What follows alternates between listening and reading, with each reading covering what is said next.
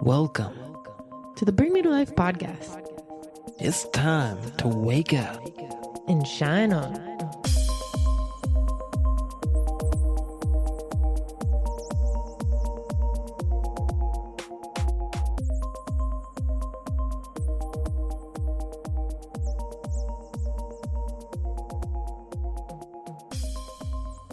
Hello. Welcome to another episode of the Bring Me to Life podcast. Thanks for waking up and shining on with us. I'm super excited. This is the 4th episode of the Elemental series. That means that we have covered, or will be have covered, all of the elements. And I'm here with Selomon. Yeah, the major 4 elements, big ones. It's exciting to get this done. Maybe we'll do a special episode sometime for the Aether element or something. Yeah, I think that would be a fun episode. But today we're talking about the earth element, getting grounded with the earth element. And I know, Silo, you are really connected to the earth. You really enjoy getting grounded, getting out in nature, getting all earthy.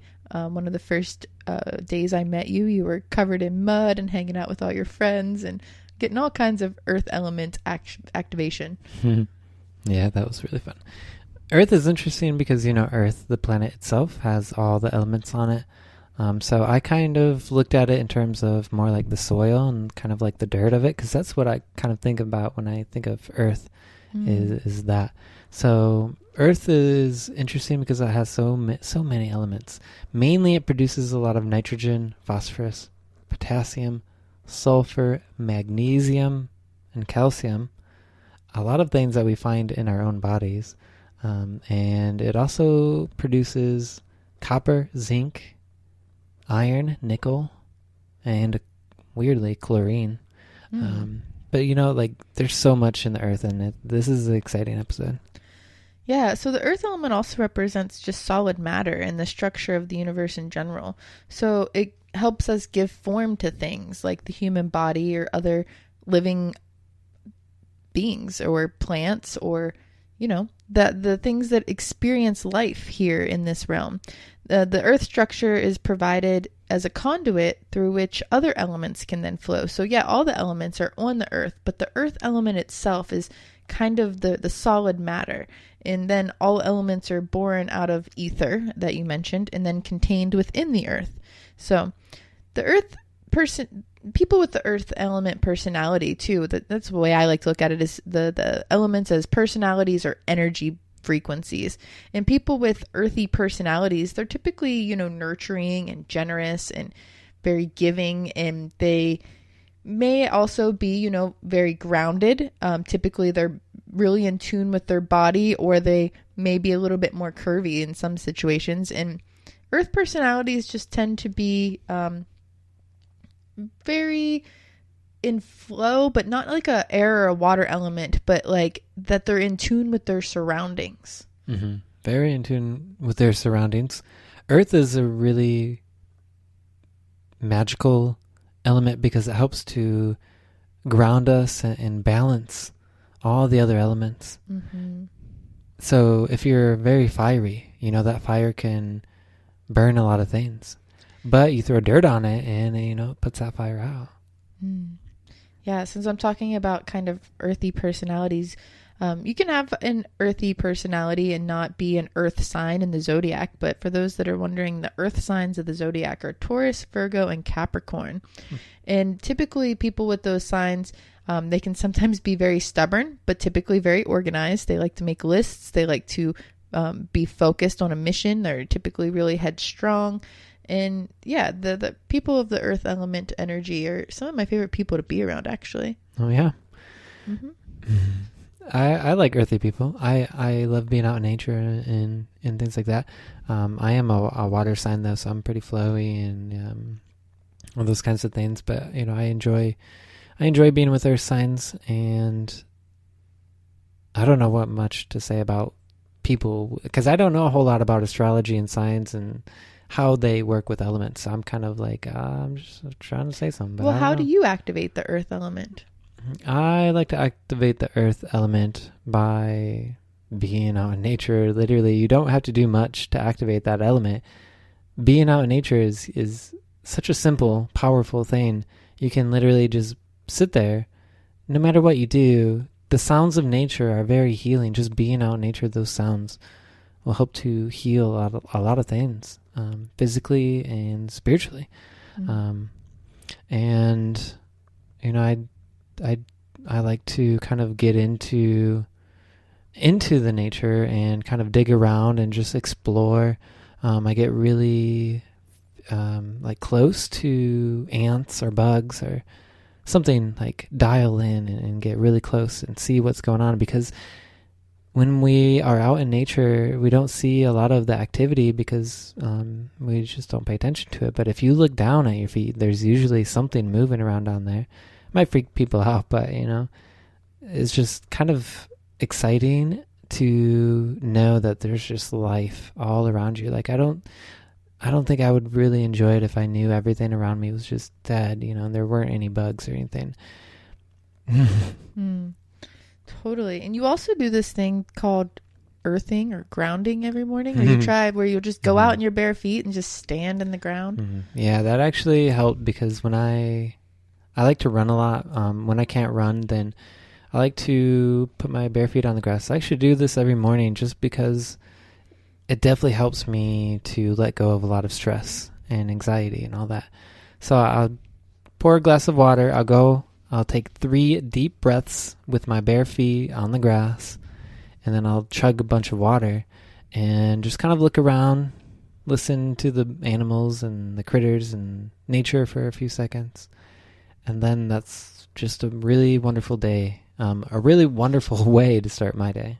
I love that. I know when I got really sick a few years ago, I felt the desire to just be in nature. I had to go back and forth to different doctor's offices. They kept telling me to hang out on the couch and be on bed rest, but I could not do it. I had this deep, deep desire to just be in nature. And I remember going out to this specific spot in the Little Woods. I call it the Little Fairy Spot. I had taken sticks, or maybe you would help me take the sticks, and we made this like little nest area, and I put crystals in it, and it was kind of like my little meditative spot out in nature. And I felt like I was honoring the earth that way. I made a little fairy portal of sorts to honor the earth. But I remember laying out there, and you mentioned how you get up close and personal with bugs. I wasn't necessarily up close and personal, but I remember just laying there and wanting to connect with the earth element and wanting a message or a sign from spirit. And we had just talked about butterflies, specifically yellow butterflies. And I think this was it was getting closer to fall, so it was getting a little bit colder, and you wouldn't necessarily expect yellow butterflies out and about. And I remember laying on the ground and just being at one with the earth for a moment. And I opened my eyes after asking for a sign, and at the very, very top of the trees, I saw this yellow fluttering object. And to this day, I don't know if it was for sure a butterfly or a leaf, but I tell you, it gracefully moved in and out of the branches so magically that I feel like it had to have been a butterfly. And it was this confirmation for me that the earth was listening, that the spirit was listening, and that you can connect with the earth in a different way. And that is where I needed to be to heal. I didn't need to be on my couch. I needed to be just laying in the ground and connecting with the beings that had put me here. So grounding can be so powerful. And I feel like, honestly, that's what helped heal me faster. If I would have stayed on my couch, I feel like I would have been miserable and been in a depression for quite possibly ever. Yeah. The healing effects of nature are documented throughout history, and my ancestors used nature as a way of healing as well. I am, a very Celtic human, and I know a lot of the Celtic people used what they call hill walking. So they would just go for a walk, and they would walk in nature. And while they walked, they would have something on their mind. So maybe there was a part of their body that was not feeling really good, and they would have that on their mind while they walked. Or maybe there was a problem within their family, and they would have that problem on their mind while they went for a walk. And then they would look out into nature and see what nature was telling them. I remember a story of a lady who said that she went on a hill walk, and her problem was that her family had split up. Something had happened and they had a falling out, and she ended up going and finding like a branch with one piece that was kind of missing, and just kind of studied it and ended up finding a way to put it back together, that branch. Mm. And symbolically, that was like her way of healing from that. And it ended up helping in real life where they were able to reconnect after that. So, you know, nature, our ancestors were very, they worked with nature so much better than we have, you know. For sure. I mean, they had to be more connected to the earth. They didn't have all this technology and all these distractions. They had to know how to, you know, read signs from the earth and the animals that inhabit it. They had to learn how to, you know, understand the weather of patterns of their area and the different herbs and plant life that were growing in their area, which are also part of the earth. Like, those are all things you had to connect with back in the day, more so than people were forced to now. Right now you can look up and Google anything, but people had to learn that and be in tune with the earth in a different way back in the day. And when you express this deeper connection to the earth element, you typically feel more stable and rooted, and emotionally you may be grounded and confident and even flexible. And you typically can make better decisions when you get grounded and connected with the earth. You don't seem to doubt yourself as much. And the earth element also supports the energy of committed relationships and even career paths with the help of, you know, the other elements like the water element of the flow, as it brings energy to the body and gives you health, and the air to help you understand and move your thought processes, and the fire to give you the passion. So all the elements kind of go into that, but there's something about being grounded that gives you the sturdy capacity to stay focused in any kind of work. So when you are lacking earth element energy, it can leave you feeling, you know, unpredictable, ungrounded, and you may become anxious or flighty of sorts, or even deficient in, you know, being able to take action in things that are at one time very important to you. So sometimes you'll see somebody that is very focused get spacey, and they don't have enough, you know, time to get out in nature or go for a hike or anything, and they're trying to stay in go mode rather than getting grounded to the earth. So some things that you can do to really connect with the earth is to remember that it's essentially about stability and getting, again, grounded. You probably heard that word a lot this podcast. And it's important, you know, to find that stability. And it boils down to creating a routine of sorts, like Silo when he goes out every morning and gets grounded on the earth, or meditating outside, or going for a daily walk. I've been missing daily walks. And it's important to do these things without fear of, you know, thinking you have to do something else, or that something is more important in that time. Like, there's nothing more important than getting connected with the earth and getting grounded in that moment. So a few other things outside of getting outside are to eat earthy foods, to eat natural earthy foods. Yeah, some greens, some roots, some fruits, all of it. Root and fruitin'. Getting all of it. Get those natural foods in. And not only natural foods, but colorful foods that have life and energy to them. Naturally colorful, yes. Color therapy is also pretty healing. And there's something else called halo therapy, which is, it's like sea salt, pink Himalayan salt therapy that comes from the earth. So halo therapy is really powerful. We've done a few salt rooms, and those really, are so nice. Yeah, that was something else I did when I was really sick a few years ago, was going to the halo bath. Was just like so peaceful, so grounding.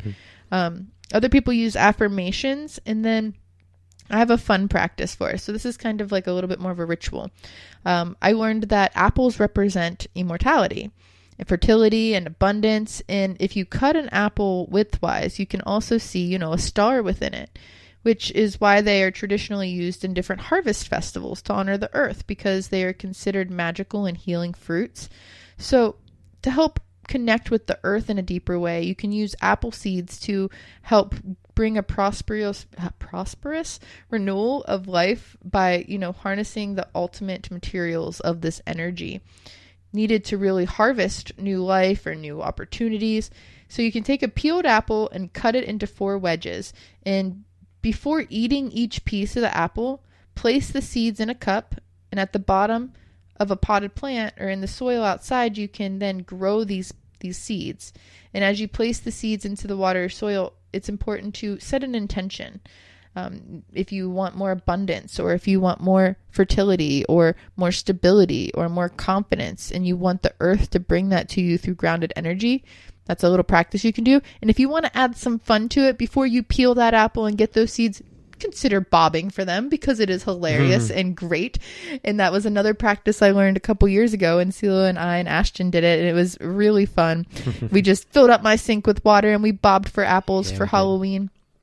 And it was just a unique thing, because if you can grasp it with your face, then you're also, getting some of that water element. You're cleansing and almost baptizing yourself as you go for the magical fruit that is the apple. The apple's used in many different spiritual storytelling situations, because it is this fruit of abundance that is grown from the earth.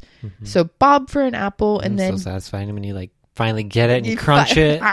You can taste the sweetness of it. Yeah, and then you get the chance to then peel it and then cut it and have this whole ceremony. So you get the fun action out of it, you get the grounded action out of it, and then you get the long-term effects of it, because if you go through with it, you might even just grow yourself an apple tree and have abundance of apples and prosperity and healthy food. And who doesn't want that? Yeah. I read an article about a place in Seattle where people were just kind of planting fruit and stuff. So in some of the areas, and this is probably in some other cities too, where there's just random fruit growing now, and you can, that's awesome. I shared in the Bring Me to Life community group on Facebook, where you can join us. It was kind of like a meme or like an infographic about how people were saving all of their seeds and throwing them out windows in random places so that the seeds would grow fruit and veggies for people, because it's honestly crazy to me that we started growing lawns of grass instead of having fields of free food, or not free. Well, I guess in some ways, free food, an abundance of fresh food, rather than just having grass. It makes no sense to me to have these big squares of just greenery that could be, able to nourish the earth in a different way, whether it is, flowers for the bugs and the creatures, or fruit and vegetables for the humans and the other beings. And I think it's a really powerful thing too, to grow your own food. I did that last year. I didn't get to this year because it's been too hot and dry in our area. But when I am able to grow a garden, it is a completely different perspective to eat that food. You've seen it grow from the earth. You connected with the earth. I've had mud in my nails and all over the place in my face and cracks of my body, because you just get into it and you have a chance to really, really connect with not only the earth, but what you are putting into your body, made and grown from that earth specifically by you. So that's another way to connect with the earth element. Yeah, it's a satisfying project to watch it grow. It's like you feel like a proud parent just watching your food growing, and then you get to eat it. And we had lettuce that we had last year too, and that lettuce was so much better than any of the other lettuce we had. Definitely, because it was grown with love, and it was grown with the chance of me getting dirty and connecting with that. I like those chances. So some of the other things, people like to ask me crystals, how to connect with crystals, basically any crystal, because, crystals come from the earth, but specific earth element crystals would be things like tiger's eye for protection, petrified wood for transformation, smoky quartz for helping reduce anxiety and to get grounded. Most forms of jasper, but specifically Dalmatian jasper is a good earth stone. It helps you find joy and passion in things again. Pyrite is helpful with good luck and connection. The Mayans and the Aztecs really like to work with pyrite. I thought that was pretty cool. And then black obsidian is one of my favorites. It helps soak out any negativity and helps you get grounded in a powerful and protective way. Amazonite helps both balance the male and female energies within you so that you can feel the divine connection of the masculine and feminine through the earth element. And yeah, I think those are the ones that's in my head right now. Yeah, I was waiting to see how long it would take for you to start talking about crystals. And if not, I was definitely going to bring them up, because I think that the Earth's core might be a giant crystal. I mean, right before this podcast, I spent like 2 hours outside, basically rolling around on the ground, taking pictures of my newest crystal babies. So fun little plug here. Go check out my crystals at shantasticshine.com. Just made so many cool pendants, and that's one of the ways I love connecting is sometimes I don't get to go for a walk or whatever, but I find a connection in taking pictures outside of my jewelry because, I spend a lot of time inside making said jewelry, but the crystals do come from the earth. And I think that when I go outside and I take the amulets with me or even the tumbled stones with me or earrings, whatever it is, the crystals, they get a chance to, be reunited with that energy. And people tell me when they get one of my amulets that it's got such a beautiful or powerful or intense or magical, I've gotten all kinds of adjectives, energy to it versus something they just get from a normal store. And I remind them, I put these crystals out under the moonlight, I charge them with a candle, but more importantly, they get a chance to, reconnect with the earth as I photograph them and charge them with a lot of love and grounding energy. So crystals are just a really beautiful and powerful way. I know some people think they have a placebo effect. Others believe they have the metaphysical properties to help us heal. I believe that things and objects have the power that we give them, and crystals have served me in a way that I can't even begin to explain in this podcast, but I'm sure there are many other podcasts where I go on rants about crystals and how they've completely changed my life, from helping me work with my grandmother's illnesses to my own illnesses to getting more connected with the earth and my own spirituality. If you need some crystals, hit me up. I love crystals. I remember my first time actually getting crystals. Like, it was 2012, actually, right before I went to 3DL. I went to Little Rock, Arkansas, and they have a bunch of places where you can dig up crystals. And a group invited me to join them, so I got to go, and somebody bought me like a big bag that you could just fill with all these crystals. And at that point, I didn't know anything about crystals. I didn't know anything about quartz. I didn't know anything about the properties or any of that. And still, I felt something. Like when I held on to them, I felt an energy, and it made me feel lighter. It made me feel really, really good. So I was able to have a bunch of those, and it was really nice. Like, kind of comparing them with other people, when you kind of bust out your collection and kind of that's just a magical time. And the feeling with that, and just the feeling of just having those crystals, like, without me having any idea of what they might be, I felt something. So I mean, I've loved crystals since I was a small child, way before I knew that they had properties. I remember there was this like amusement park that my dad would take us to as a kid. And it wasn't a very big park, but I remembered that the water park of it had a gift shop. And in the gift shop, there was a huge like centerpiece table thing full of all these crystals. So many crystals. And I would always beg my dad to let me get a mixed bag, kind of like you were talking about. They were like, I don't know, like $10 back then. And you could fill this bag of all these tumbled stones. And I remember that was like the highlight of my vacation the first year he let me get a bag of the stones. He was like, of all the things, you want a bag of rocks? And I was like, I don't know why, Dad, but I really just think they're beautiful and they just make me feel so good. And I would just go there as soon as we got to the amusement park. Even if I didn't want to go swimming, I just wanted to go and be near the crystals. And as I got older, I started to really, connect with them in a different way. And then my aunt gave me an obsidian necklace when I was going through a really hard time.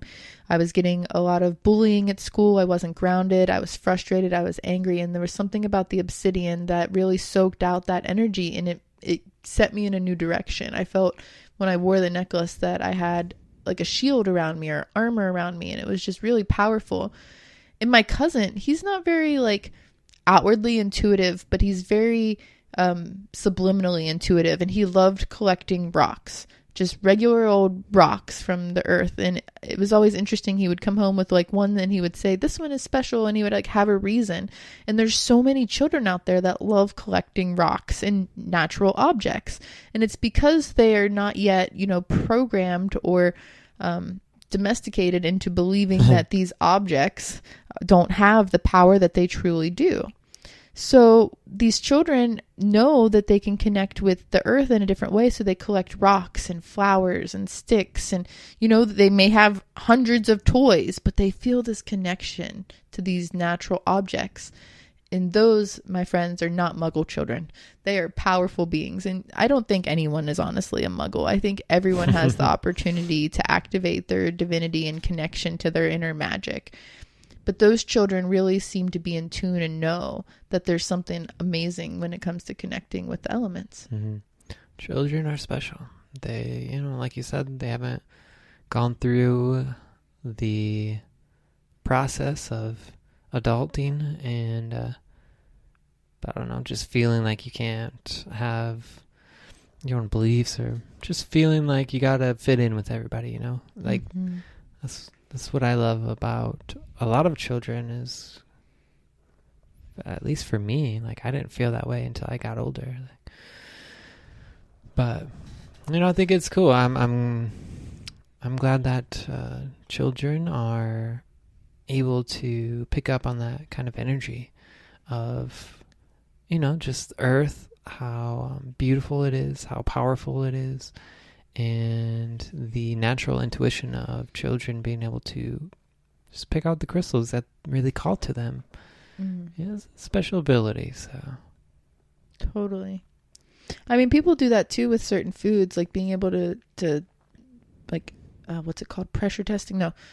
Muscle testing. Yeah, muscle different foods and elements that they need more of. I know people that are amazing cooks and they just naturally know what herbs they need for different remedies or feelings in their body. I talked about some of the different herbs for the elements in other episodes. So the earthly herbs are ginger, which you love ginger. I do. And black pepper, clove, cumin, coriander, and fennel. They're really great for digestion and stimulation. And you can make teas out of these different herbs. And the one that I didn't mention that has been super helpful for me is turmeric. And it helps me with inflammation. So if you're ever feeling, bloated or inflamed, or you're dealing with just uncomfortableness in the body, turmeric has been a super powerful herb of sorts for me. Mm-hmm. Yeah. Cool. That's awesome. I'm glad that you included those two. Yeah, I try to remember all the different things. It's a little bit hard for the elements. I usually think of these things in the chakras because I connect all of the elements, the crystals and different things to the chakras. So the earth element would be the root chakra. It's the getting grounded, and it's also the releasing of fear. Releasing of fear. And if you're interested in learning how the elements connect to the chakras, I'm going to do another shameless plug and tell you to go check out my new book that I just released, all about the different elements and chakra energies. There's spirit animals, herbs, crystals, all of these fun things. And it's my book called Alignment. And if you can't figure out how to find it at shantasticshine.com, please reach out to us at Bring Me to Life because I would love to get you a copy. Yeah. Check out Alignment at shantasticshine.com. It's a great book. There's a hard copy and a paperback, right? Yeah, I have copies of both, and if I run out, I can order a couple more, but I will have limited editions, so please order one. If you order one through my website, I'll even sign it for you. You get a little card and a little crystal that comes with it, and I am just so excited. I wanted to get out a book before my 30th birthday, and I was able to do it, so I am super proud of myself because I got grounded and focused, and that probably had a lot to do with a lot of the walks and connecting to the earth element that I've done these past couple years, because I wasn't ever really a very earthy person. I always admired the earth. When we went camping with my family, I loved being outside, but I was very much a child who got on a computer and stayed on a computer way too long growing up. And I wish I would have explored more of the earth, but I realized I didn't get to because a lot of my family was also afraid of the earth. So if you're somebody who is really craving nature and you wish you could get out in it, and if you have the ability to do so, I know some people, health doesn't always allow us to do those things, but if you have the ability and craving and desire, find a way to connect with the earth. And if you can't get out and go for a hike or something of that sort, ask somebody if they can help you, get some flowers or some crystals or something that can help you honor that energy so that you too can feel more grounded and focused. Absolutely. Whoopsie daisy. All right. Well, I think I've channeled all I can channel in this moment. Do you have anything else you'd like to share, Sila? I don't have anything I'd like to share, but I would like to ask if anybody is listening to us on any platform where you can rate and review our podcast. That would really help us to go up in the rankings, allow more people to listen and tune in. So any of that would be very great. We would be very grateful for. Yes, sharing is caring. We would be really grateful for that. You can also join us at the Bring Me to Life community on Facebook. It's a Facebook group. You can share inspirational articles there. And speaking of articles, we are looking for writers to submit anything of positive value or connected to spirituality or our 4 pillars. 5 pillars? How many pillars we got these days? 5, right? Yeah. Because I added one. Yeah, Shannon added one. Peace, love, equality, unity. And community. Yeah. So if you have something that you'd like to share that is connected to those, be it a poem, be it a story, be it something that can, help people find you and what you do, submit it to us at bringmetolife.com or join us in the Bring Me to Life community so that we can share it with our audience. And yeah. Oh, I want to give one more plug. Check us out on Insight Timer. It's been a really fun app for us to get involved with. I've been doing Tuesdays at 12 Eastern time. CeeLo has a few different times that he navigates, but if you look us up on Insight Timer as Shannon Shine for mine and Selomon for his, you can add both of us as teachers, and that would really help us move up in the ratings there as well. It's a cool platform. I connect with people from all over the world, and I'm really grateful for it because I can't wait until the world is a safe place to navigate again and we can get out and speak in front of all of you. So thanks for tuning in. Yeah. This has been a great episode. We hope you enjoyed it. And stay awake. Shine on always.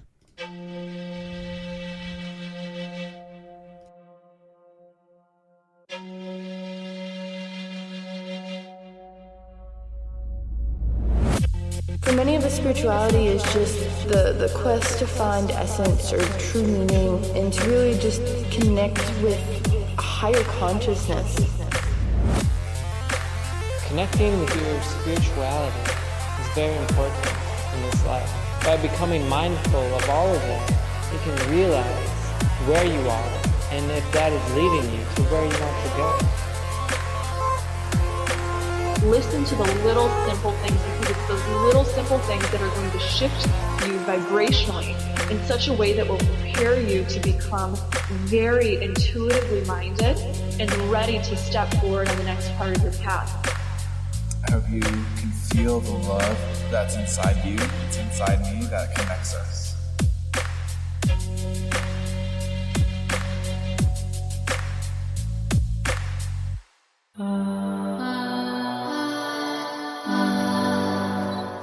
Thanks for shining on with us.